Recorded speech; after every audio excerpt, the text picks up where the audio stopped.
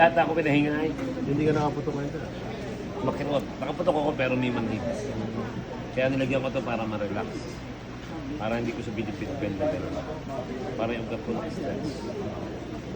Kaya sa gabi gamit ko yan. Tapos pag wala akong gagawin, nakasopin yan. Para stress. Pagsuggat.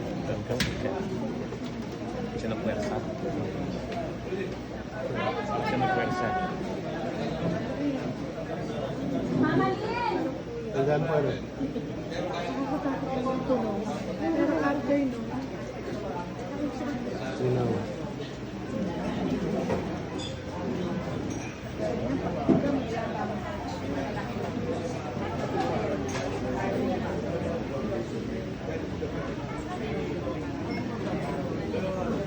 Grabe ah.